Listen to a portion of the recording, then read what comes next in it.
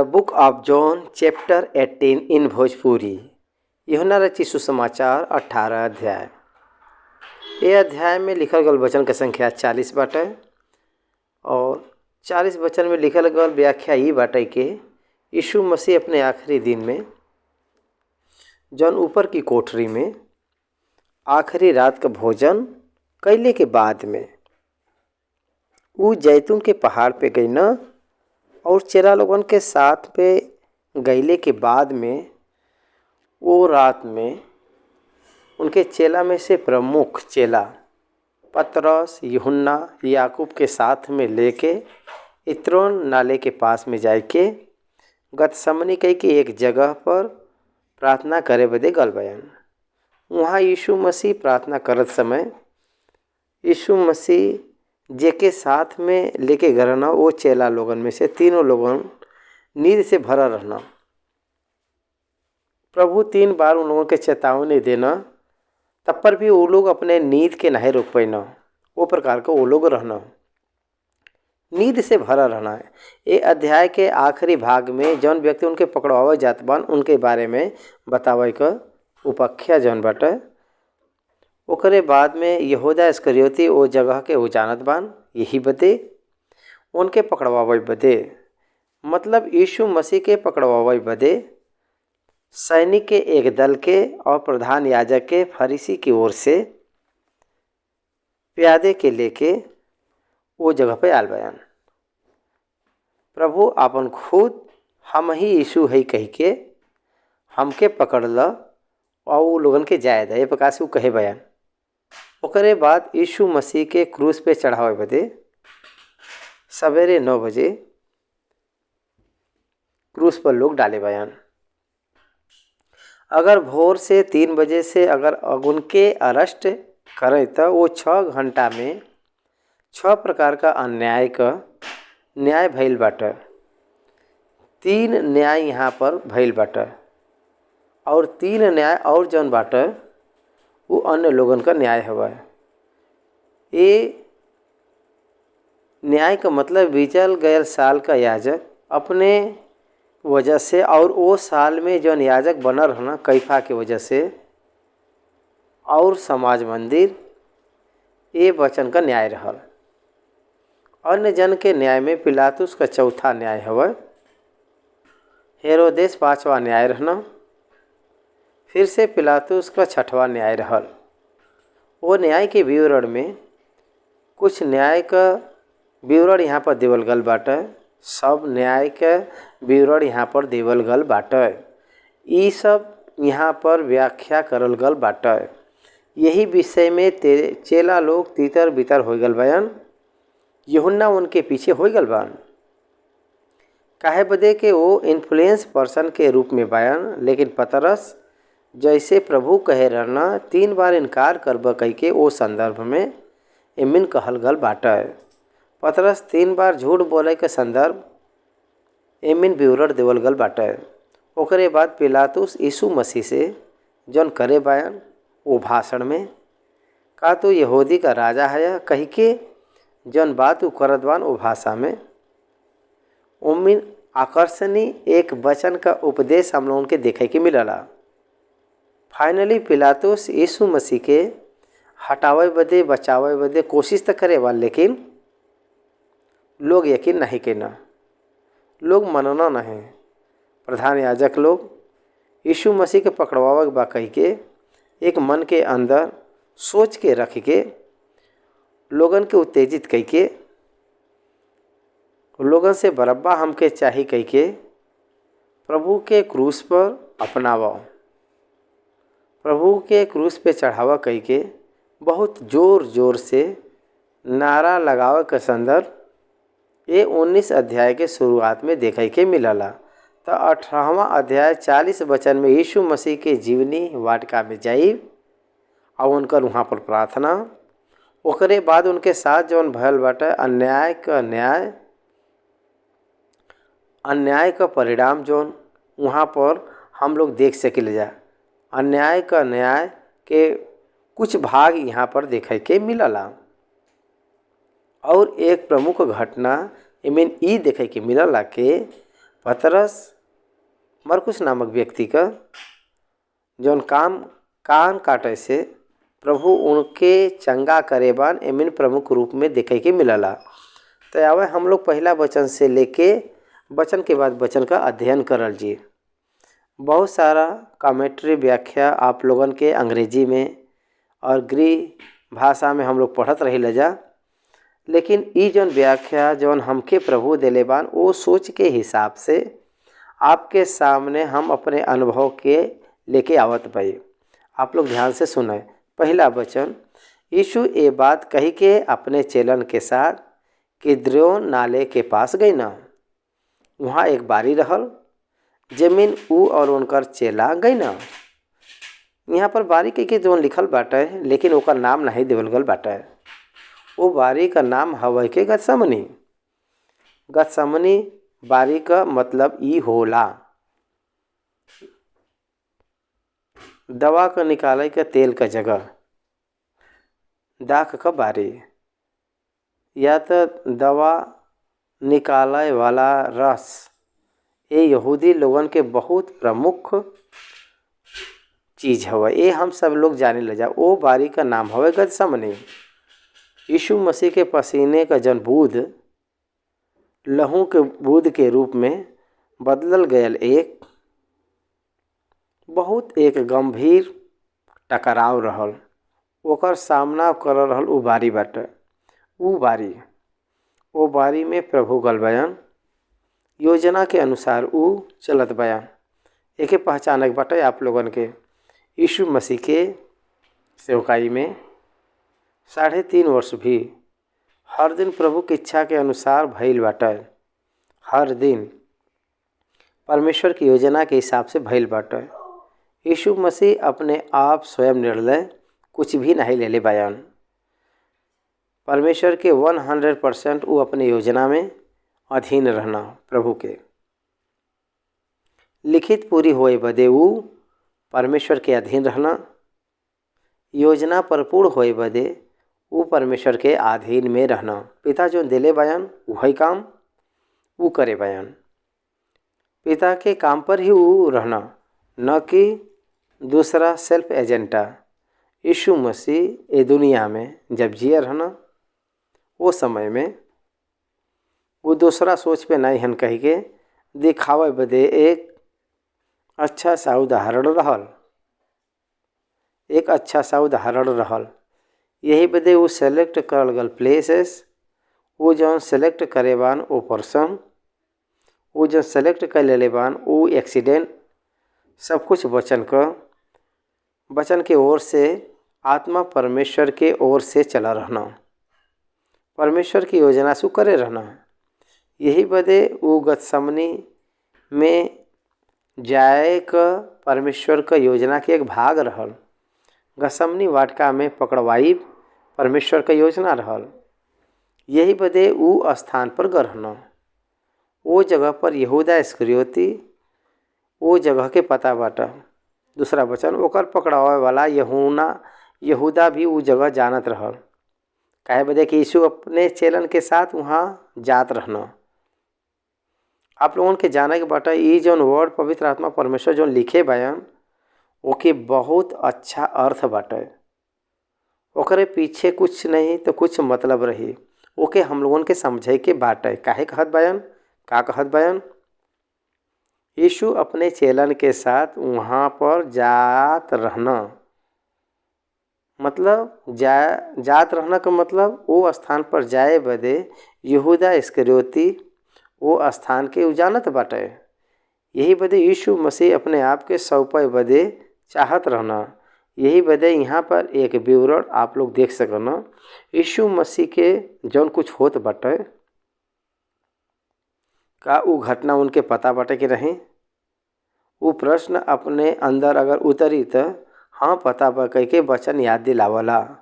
यूहन्ना रचित सुसमाचार 13 अध्याय में यीशु मसीह स्वयं जौन कहे बयान वो बात हम लोग देखल जी।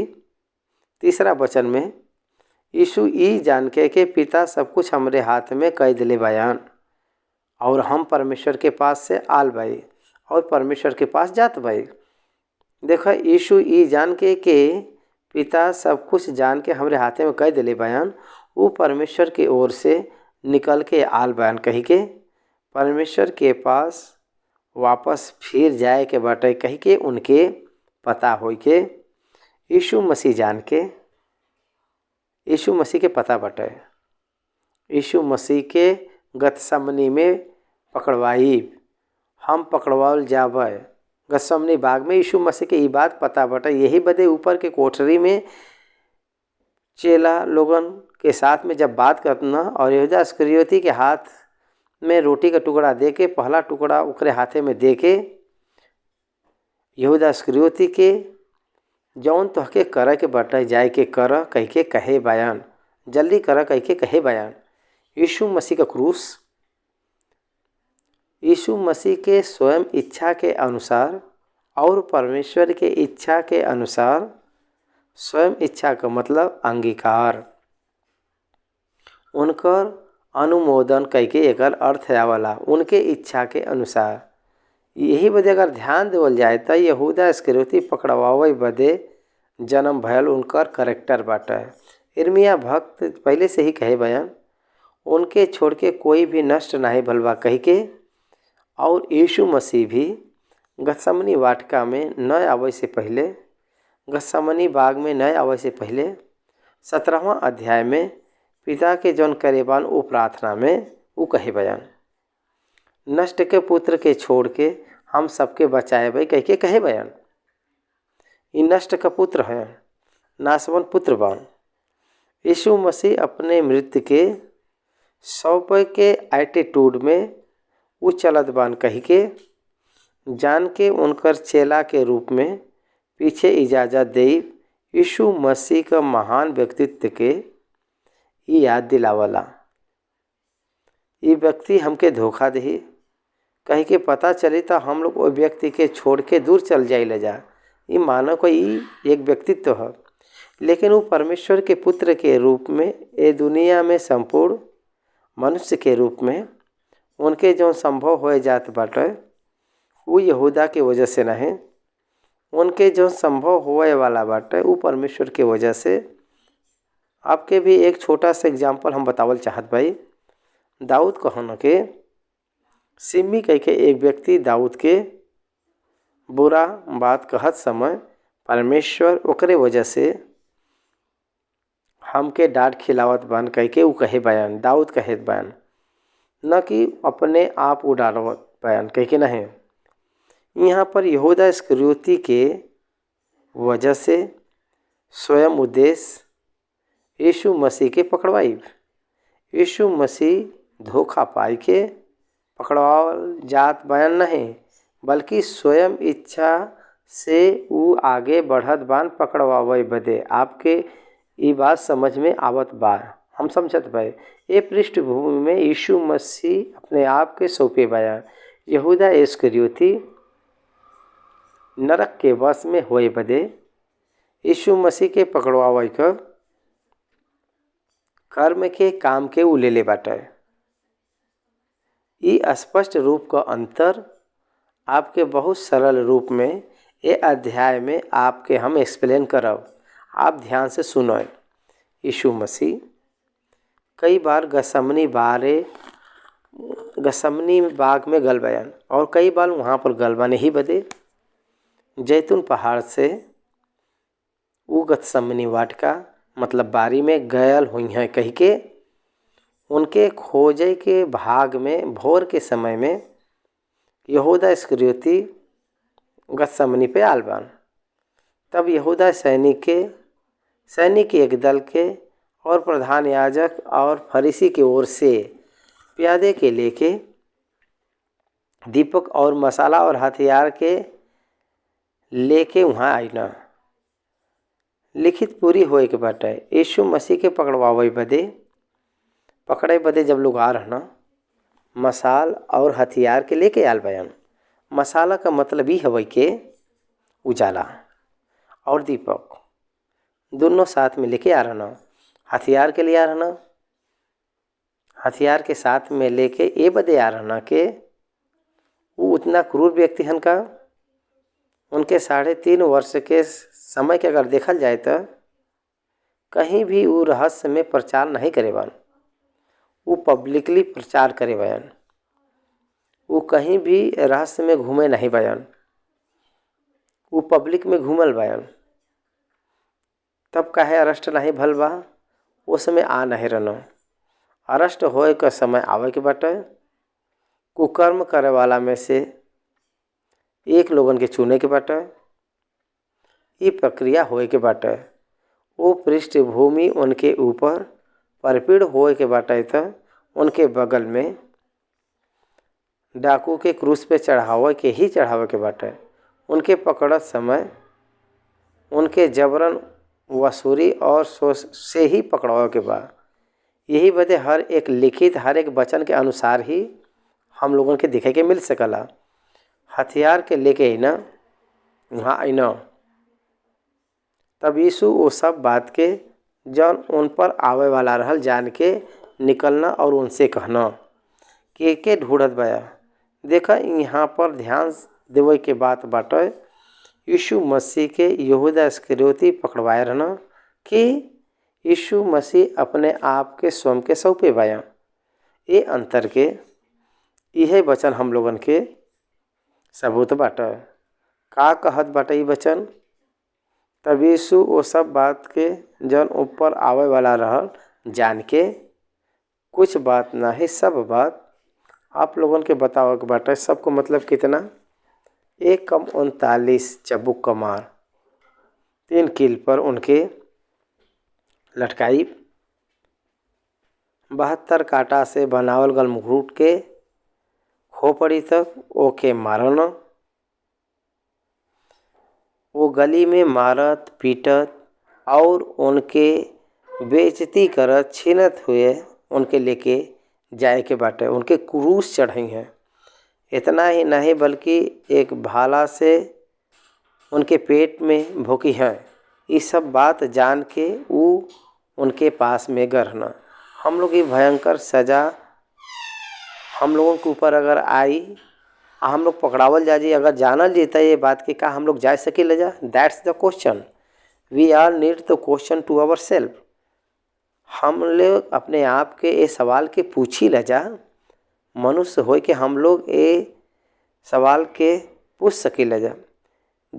ये 3.5 वर्ष के चेला लोगन के बीच में जन होए बयान, माफ़ कर 3.5 वर्ष यीशु मसीह के पीछे जो चेला हो गए रहना, उम्मीद से पतरस शायद पकड़ी हैं डर के नाता झूठ बोले रहना। लेकिन यीशु मसीह वैसा नहीं रहना। यीशु मसीह वही उद्देश्य से दुनिया में आ रहना।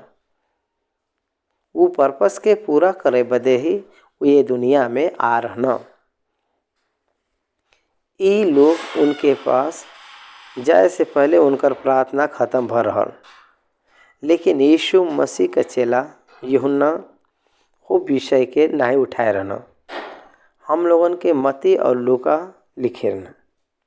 वो प्रार्थना करे के विधि चेला लोगन के उजन चेतावनियाँ दे रहना। वो विधि वो हम लोगन के दूसरे सुसमाचार में देखे के मिलला। यूहन्ना रचित सुसमाचार में डायरेक्ट वो अपने पकड़वावे के विषय में डायरेक्टली कहत बयान। गतसमनी में जन उ करे बान प्रार्थना ओकरे बारे में नहीं लिखल गल बाटे। ये अध्याय में हम लोगन के पता कर सकीला जा। यीशु मसीह उनके जीवन में जौन होए जात बाटे, इस सब बात जान के वो खुद वो लोगन से पूछत बान के ढूंढत बया। यहूदा इस्करियोती काहे बदे लेके आल बान? का यीशु मसीह के नहीं जानत बान वो लोग? का यीशु मसीह के दूसरा लोग नहीं कोई पहचान सकला? बहुत सावधानी रूप में एके समझे के बाटे। प्रधान याजक लोग कपटी स्वभाव के हयन, टर्निंग पीपुल। यीशु मसीह अगर अपने आप के बचावे बदे अगर भेष बदली है तो दूसरा भेष बदल है, तब पर भी पकड़वावे के रूप में यहूदा इस्करियोती रही कह के ओके ऑपरेट लोग करे रहना। लेकिन यीशु मसीह कोई भी भेष नहीं बदले रहना। वो जैसे रहना वैसे ही, वो जैसे रहना वैसे ही रहना और वैसे ही वो बात करत रहना। वो लोग उत्तर दे रहना, यीशु नासरी के यीशु मसीह अपने आइडेंटिटी के वो डिक्लेयर करत बयान, हम ही हई, हम ही नासरत यीशु हई। वो बात कहत ही वो लोग तुरंत कूद के उनके पकड़े के चाहे, दे मस्ट राउंड अगेन, उनके घेरे के चाहत रहल, लेकिन वो प्रकार से नहीं भइल बाटे। का भरल आपके पता बाटे, हम ही है कही के उ लोगन से कहत ही वो पीछे हट के भूमि पर गिर पैना। काहे ऐसे भरल? यीशु के मुख से जो निकलल बात रहल, हम ही हई, हम हई। ये शब्द निर्गमन के पुस्तक 3 अध्याय 14वां वचन में मूसा से परमेश्वर आपका नाम बताओ कह के जब पूछे रहना, तो वो समय में मूसा से हम ही हई जौन हई, I am who I am, जौन हम हई तौन हई, आदि और अंत हम ही है। I am the beginning, I am the end, and I am the creator, I am the Jehovah, I am the one who existed, जौन हम बाई तौन बाई, हम ही है। तुरंत वो लोग भूमि पर गिर पड़ रहना। जब भूमि पर गिर पड़ रहना वो लोगन के, तब वो उनसे फिर से पूछना, तू के ढूंढत बया? वो बोलो ना, यीशु नासरी के। यीशु उत्तर देना, हम तो तुहसे कहली, हम तो तुहसे कह चुकल बाई कि हम ही हई, अगर हमके ढूंढत बया तो इनके जाए दो। चरवाहा के मरिया और भेड़ टिटर बिटर हो जाइ हैं, कह के जो लिखल बचा रहल ओके पूरा होए बदे प्रभु कहत बान, हमके पकड़ ल और इनके जाए द, इनके जाए द कह के जौन बात 3 चेलन के बारे में कहे बयान 9वां वचन, ये बदे भयल के वो वचन पूरा भयल जौन उ कहे रहना, जेके तू हमके देला ओमे से हम एक के भी नहीं खोली। वो ऊपर के कोठरी में जौन प्रार्थना कर रहना, वो प्रार्थना में इस शब्द के इस्तेमाल करना, वो पूरा होए बदे वो बहुत ध्यान दे रहना। 10वां वचन, पतरस के पास तलवार रहल, त समौन पतरस तलवार जन उनके पास में रहल खींचना और महायाजक के दास पर चलाए के उनकर दाहिना कान उड़ाई देना। वो दास का नाम रहल मलखुस। वो कान के पतरस उड़ाए देना मलखुस। ये संदर्भ में प्रभु बात करत बा जॉन चैप्टर 18, यूहन्ना रचित सुसमाचार 18वां अध्याय ओकर दूसरा भाग के हम लोग ध्यान कर लिए। वो संदर्भ में यीशु मसीह बात करत रहना। वो संदर्भ में यीशु मसीह पतरस से कहत बया, तब यीशु पतरस से कहना, आपन तलवार म्यान में रख, जन कटोरा पिता हमके देले बयान, का हम ओके न पी? यीशु मसीह ही वो तलवार के लेके आवे बदे कहे बयान, कहे बदे कि उनके पास वो हथियार रहे, तब वो अपराध तब वो कुकर्म के नीचे आइए। लिखित पूरी होए बदे वो तलवार के लेके आ रहना, न कि इस्तेमाल करे बदे। आपके पास कोई हथियार बाटे का? कही के यीशु मसीह वो चेला लोगों से पूछना, तब हमरे पास एक तलवार बा कही के कहे रहना तब काफ़ी बाटे। प्रभु कहे रहना काहे बदे कानून वो प्रकार से पूरा होए बदे एक तलवार काफ़ी बाटे। हम लोगों के इंडिया में ख़ास तौर से टाडड़ केस का मतलब कुकर्म के हथियार रखब, एकर मतलब विथआउट लाइसेंस वेपन पाए के रहब, उ कुकर्म हवे। It's come under the TADA case, non bailable weapons arrest करिए ओमें बेल न मिले। यहाँ पर भी यीशु मसीह के टाडा सेशन में अरेस्ट करे बदे, अरेस्ट होए बदे वो आगे बढ़त बयान। एकर मतलब हटले बदे बचे बदे नहीं बाटे, निश्चय सजा मिले। वो प्रकार का सेक्शन वहाँ पर बाटे, ओमें प्रभु एंटर होत बाटे। उतना ही नहीं, जौन कटोरा पिता हमके देले बहन, का हम ओके न पी? कही के पतरस से कहत बयान, पिता उनके देले बयान कटोरा कही के लिखल गल बाटे। गतसमनी में जौन वो प्रार्थना करना, वो प्रार्थना हम लोगन के दूसरा सुसमाचार में पता बाटे। हम लोग देखे भैया, हे पिता अगर ये कटोरा हमसे हटाओ, लेकिन हमारी इच्छा नहीं बल्कि आपका इच्छा पूरा होगा। ये प्रकार से वो प्रार्थना करे रहना पिता से। का हवे वो कटोरा? Physical torture on the cross, केवल भौतिक संबंधित क्रूस पर जौन होत बाटे, केवल वही हिंसा हवे वो कटोरा। परमेश्वर अपने ऊपर स्वर्ग से जवन बोझ उड़ले जात बायन वो आग मनुष्य के पाप के यीशु मसीह के देह के ऊपर डाल के परमेश्वर उंडेले वाला हैन। वो आग का सजा परमेश्वर से अलग होई के अलग करे वाला सजा, परमेश्वर से अलग करे वाला सजा हवे वो। यही बदे वो कटोरा के बारे में परमेश्वर बात करत बायन। परमेश्वर का पुत्र यीशु मसीह परमेश्वर के कटोरा के बारे में बात करत बायन। तो वो कटोरा के बारे में ये कहत बायन के वो कटोरा जौन हमार पिता हमके देले बायन, का हम ओके न पी? कही के ऐसे कहत बान। तो वही समय 12वां वचन में देखल जाए तो तब सैनिक और उनका सूबेदार और यहूदी के प्यादा यीशु को पकड़ के बांध लेना और पहले उनके हन्ना के पास ले गई ना, कहे बदे के वो वर्ष का महायाजक कैफा का ससुर रहना। पहले हन्ना के पास काहे लेके गई ना?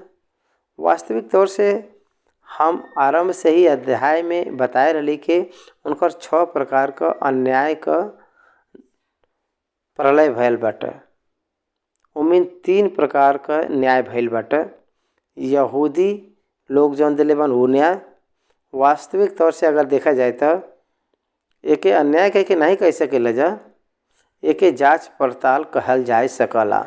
वास्तविक तौर पर एक केस का पूछताछ में आवे बदे इट्स टेक्स लॉन्ग टाइम। वो जजमेंट आवे बदे कितना समय लगला कोई के पता नहीं बटे। हम लोगों के जौन प्राइम मिनिस्टर के रूप में काम करे भाईजा श्रीमान राजीव गांधी का केस, क्रिमिनल केस जौन मर्डर केस रहल 30 इयर्स, वो अभी भी सलूशन होकर नहीं बल बाटे। आपके ध्यान देवे के बाटे एक क्रिमिनल केस 30 इयर्स भी का अभी सलूशन नहीं आयल बा। तो एकर मतलब जौन पूछताछ कितना देर में होत बाटे एक क्रिमिनल केस के रूप में, वो क्रिमिनल नहीं रहना, लेकिन क्रिमिनल के रूप में वो लोग उनके कोशिश करत बान बनावे बदे 6 आवर्स में 6 ट्रायल यहाँ पर कंप्लीट करे बा। कितना घोर ही बात बाटे। लेकिन हर एक पूछताछ में कानून के विरोध में अन्याय का न्याय करे बयान। ये प्रकार से हम लोग समझ सकीला जा वास्तविक रूप से न्याय दंड नहीं करे के बाटे। देखा अंधेरा में न्याय न करे के चाहिए, प्रधान याजक न्याय करे के चाहिए न कि कोई और। एकरे बाद पूछताछ उतना न करे के चाहिए अंधेरा में। लेकिन बीतल गल साल का जौन याजक के रूप में हन्ना रहना उनके घरे ले जाए के वहाँ पूछताछ करत बान। यीशु मसीह का मर्डर का प्राण कल गल व्यक्ति ही हन्ना रहना। यही बदे उनके पास यीशु मसीह के लेके गए रहना। वहाँ पर उनकर पूछताछ भर रहल यीशु मसीह के। वो जौन यीशु मसीह का पूछताछ जौन भर रहल ये बात पूछे रहना कि आपका प्रचार का बाटे। वो पूछताछ में ये कहना तो यीशु मसीह कहना जवाब में कि हम रहस्य में कभी भी प्रचार नहीं करे बे, उपदेश सब चीज़ खोल के और खुला में हम प्रचार करे भाई। ये प्रकार से यीशु मसीह कहे बान। चाहे तो आप गवाही दे सकल, सबूत दिखाई सकल। यीशु मसीह से पूछे बान लेकिन सबूत नहीं बाटे, मतलब गलत प्रचार करे बान एकर सबूत नहीं बाटे। उनकर उपदेश के बारे में जब प्रश्न पूछे बयान मतलब प्रचार जौन करे बान और उपदेश, तो वो अधिकार रूप में ही प्रचार देले बयान, न कि कहीं भी किसी भी प्रकार का कुकर्म का प्रचार उपदेश हम नहीं करे भाई। ये प्रकार से वो कहे बान डॉक्टरली वचन के अनुकूल रीत से यीशु मसीह उपदेश देले बयान, न कि कहीं भी परमेश्वर के विरोध में। ऊ जौन उपदेश नहीं दिले बयान। और भी प्रमुख विषय ही हवे के एक न्याय में, एक पूछताछ में, एक विषय का, एक मुकदमा में दो सिद्धि न हुई हैं, उनके छोड़ देवे के चाहिए। दूसरा पूछताछ न रही, वहाँ से डिसमिस करे के बाटे, ओके हटाए देवे के चाहिए। लेकिन वहाँ पर वाद विवाद होने के बाद में दूसरा न्याय बदे कैफा के पास भेजत बन कि हन्ना यीशु मसीह के छोड़ना नहीं, ये बदे वो जन पाए रहना वो सब कुछ पूछताछ सारा ट्रायल्स कुकर्म के रीत से पूछताछ करे बान। हम लोगों के पहचाने के बाटे ये बात के। सबसे पहले बीतल गल साल के याजक का पास जौन बा, ए साल का जवन याजक बान और ओकर जौन ससुर हन्ना जौन बयान, हन्ना ससुर जी के रूप में रहना कैफा 13-14। और पहले उनके हन्ना के पास ले गए ना काहे बदे के वो बस का महायाजक कैफा का ससुर रहना। ये वह कैफा रहना जे यहूदी के सलाह दे रहना कि हमरे लोगन बदे एक पुरुष का मरब अच्छा हवा। तो ये राजनीति में सास ससुर और दामाद दोनों मिलके जौन काम करे बान, ये दोनों अन्याय के न्याय में पहले कदम में बयान। दोनों बहुत दिन से यीशु मसीह के हत्या करे बदे राजनीति बनावत रहना। तो ये बदे लोग कैफा से पहले उनकर ससुर जन हन्ना के पास लेके गए रहना। 15वां वचन के पढ़ल जी। समौन पतरस और एक और चेला यीशु के पीछे हो रहना। ये चेला महायाजक का जान पहचान कर रहना। यही बदे वो यीशु के साथ महायाजक के आंगन में गई ना। यहाँ प्रधान याजक कैफा हयन और कैफा के करीब यूहन्ना हयन। यही बदे यूहन्ना अपने हिम्मत से वो प्रधान याजक के घर पे आंगन में गए रहना यीशु के साथ। प्रधान याजक के घर में यहाँ पर सर्वेंट गर्ल्स द्वार पालन के रूप में घर पे बान। ये हम लोगों के नोट करे के बाटे। द्वार पालन कह के जो शब्द दो जगह हम लोगों के देखे के मिलला, यही बदे द्वार पालन के रूप में वो लोग काम करत बयान। लेकिन पतरस बाहर द्वार पर खड़ा रहना, लेकिन यूहन्ना जान पहचान वाला रहना कैफा की। यही बदे वो द्वार पालन लोगन से बात कह के आंगन में वो प्रवेश करना यीशु के साथ। देखा 16वां आयत में लिखल बाटा, लेकिन पतरस बाहर द्वार पर खड़ा रहना। तब दूसरा चेला मतलब यूहन्ना जौन महायाजक का जान पहचानत रहना बाहर निकलना और द्वार पालक से पतरस के भीतर ले आना।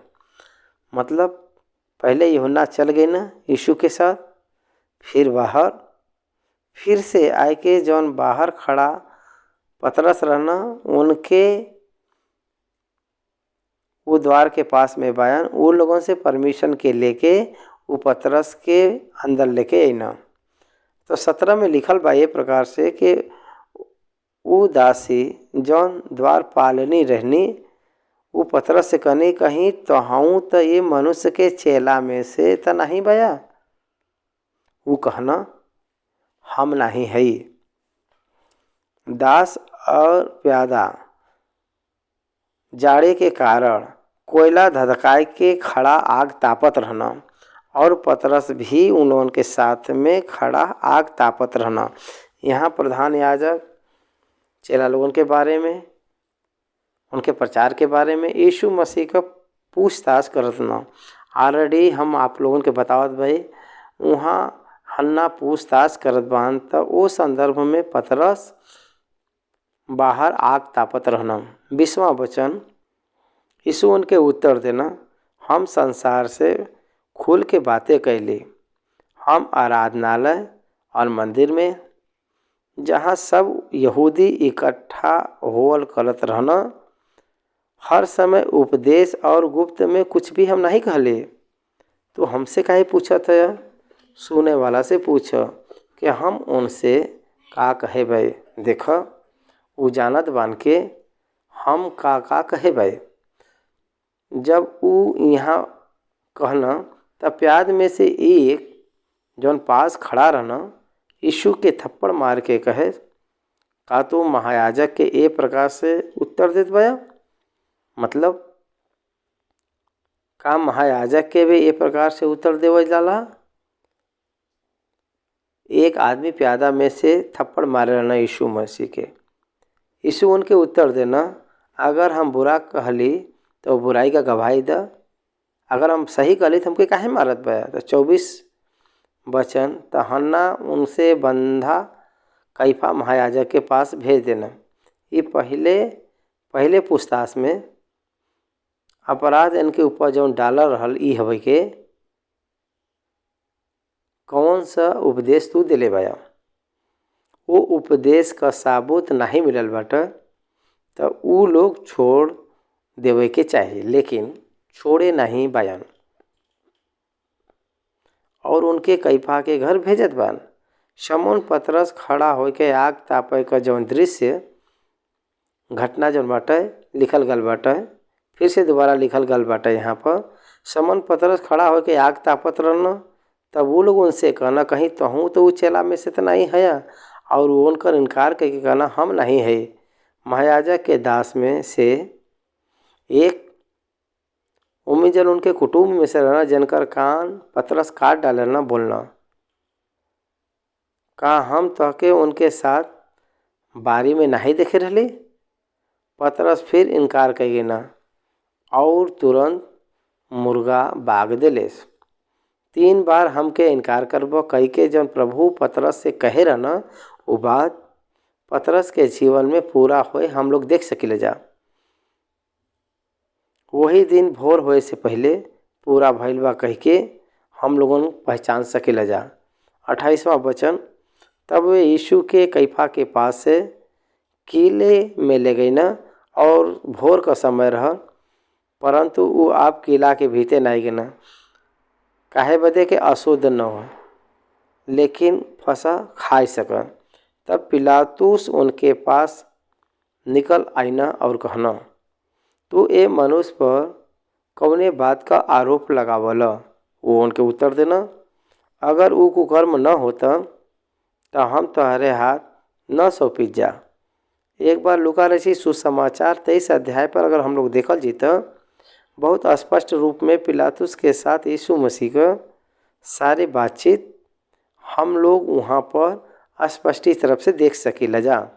और यहाँ पर एक पूछताछ के बारे में बतावे बदे ही समाचार दिले बयां, न कि डिटेल रूप में यहाँ पर नहीं देखावल गल बाटे, लेकिन डिटेलली 23 अध्याय में हम लोग देख सकीला जा।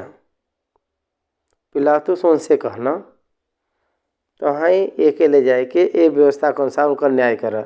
यहूदी उनसे कहना, हमारे के पास अधिकार नहीं बा कि कोई का प्राण दे, का व्यवस्था के अनुसार न्याय करे के अनुसार उन लोगों के नहीं बटेगा?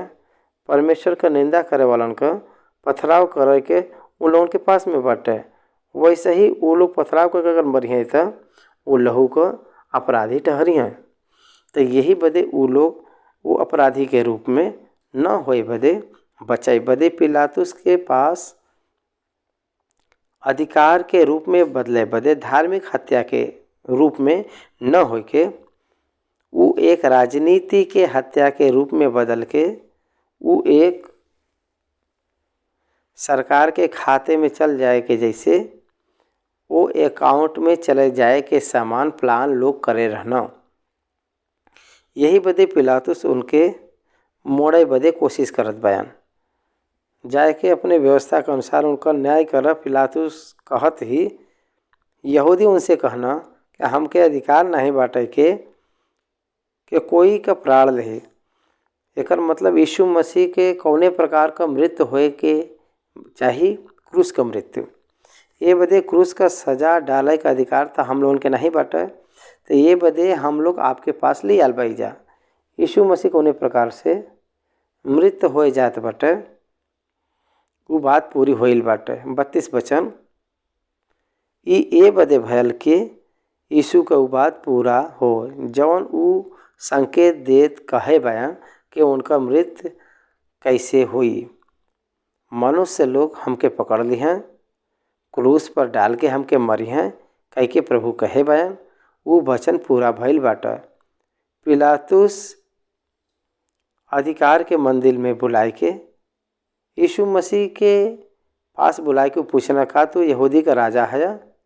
34 वचन में कहे बान यीशु उत्तर देना का तू ये बात अपनी ओर से कहत बा कि दूसरा हमारे विषय में तो से ही कहे बयान। वास्तविक तौर पर यीशु मसीह के ऊपर जौन अपराध डाले रहना ये अपराध है कह के जौन बोलत रहना यहूदी का राजा यहूदा होए के चाहिए। यहूदी लोगन के यहूदा होए के चाहिए, लेकिन उसमें के बाटे हेरोदेस बाटे। आपके ध्यान से देखे के बाटे हेरोदेस और पिलातुस ये सब जंटाइल लोग हैं, अन्य लोग हैं, तो वो लोग कैसे आल बयान। यीशु मसीह राजा के रूप में रह सकना कहे बदे वो यहूदी रहना, यहूदी के गोत्र में वो पैदा भरना। तो वो लोग लिखित के अनुसार जो राजा आलबान ओके धिक्कार के रोमी के सरकार के ओर से जो राजा आल बाटे ओके अंगीकार कर रहना। तो यही बदे यीशु मसीह के हेरोदी का राजा कह के वो लोग अंगीकार नहीं कर रहना, आज भी अंगीकार लोग नहीं करना। अब एकर मतलब जब हम रिकॉर्ड करत भाई तब तक आज भी मतलब जौने दिन से हम रिकॉर्डिंग करत भाई तब तक 2000 साल से यीशु मसीह के वो लोग धिक्कारत ही आवत चलल बायन। प्रभु कहे बान पिलातुस प्रभु से कहना, पिलातुस उत्तर देना 35वां वचन क्या हम यहूदी है? तहार जात और प्रधान याजक ताके हमरे हाथ सौंपे बयान। तू का करे बयान? तू काहे बदे एग्रीमेंट नहीं करे बयान? काहे बदे उनके क्रूस पर मृत्यु होए बदे वो जात बयान। यीशु मसीह बात करत बयान वो उनका न्याय न हुई, उनके क्रूस का सजा हुई ना, कैसे उनके साथ बात करे वाला कोई ना, वो दोषी नहीं रहना। दोषी न हो के भी दोषी के स्थान पे जात बयान। दोषी के रूप में यीशु मसीह क्रूस पर परमेश्वर जो देत बान वो सजा के पावे बदे जात बयान। परमेश्वर के मेमना के समान वो जात बयान। परमेश्वर ही बलि देवे वाला एक मेमना के समान जात बयान। ओके इंटरप्ट काहे करिए न करिए। तो ये प्रकार से पिलातुस पूछत बान के तहार ही जात वाला हमके सौंपे बान, तो उसमें तू काहे नहीं बात करला। ये प्रकार से पिलातुस कहत बान। पिलातुस उनसे कहना का तू राजा है? यीशु उत्तर देना 36 वचन में यीशु उत्तर देना हमार राज ये संसार का नहीं। अगर हमार राज इस संसार का हो तो हमार सेवक लड़तन कि हम यहूदी के हाथ सौंपल न जाई, लेकिन हमार राज यहाँ का नहीं। पिलातुस उनसे कहना तो तू का राजा है? यीशु उत्तर देना तू कहत बा कि हम राजा है। हम ए बदे जन्म ले ली और ए बदे संसार में अली कि सत्य का गवाही दही। जे कोई सत्य का बाटे वो हमार शब्द सुनोला। पिलातुस उनसे कहना सत्य का हवा? This is the question of the all the people of the universe today. आज भी सारा दुनिया में what is the truth? God is the truth. Then what is the truth and who is the truth? The God. इस सारा दुनिया में मनुष्य का प्रश्न ई बाटे। उस दिन पिलातुस पूछे बयान सत्य का मतलब का होला? हम ही सत्य है, वह परमेश्वर है। ई वो लोग अंगीकार करे बदे मन नहीं रहा, यही बदे वो लोग सत्य के नहीं पहचान पाए बयान। Jesus Christ is the truth. यूहन्ना रची सुसमाचार 14 अध्याय में हम ही मार्ग सत्य और जीवन हम ही है। ये बदे सत्य के बारे में हमके सबूत देवे बदे हमाल भाई। ये दुनिया में सत्य का बाटे अगर देखल जाए तो वो हमके देखल जाए तो समझ में आई। ये प्रकार से प्रभु कहे बयान उनके छोड़ के कोई भी ट्रूथ नहीं बाटे कही के वो गवाही प्रकार से दिले बयान। हमारा राज ये संसार का नहीं हवा, कभी भी नहीं हो। हमार राज्य स्वर्गलोक के संबंधित का राज्य हवय, ये संसार का राज्य नहीं हवय। आज के समय में आज का जो विश्वासी लोग बान ये संसार के संबंधित राज्य बदे हम लोग नहीं इंतजार करत बाई जा। स्वर्गलोक संबंधित राज्य के हम लोग इंतजार करत बाई जा ओकरे बदे। यही बदे हम लोग ये दुनिया के संबंधित लोग ये संसार के संबंधित लोग नहीं है जा। By birth we are human but in the regeneration we are the family of the God.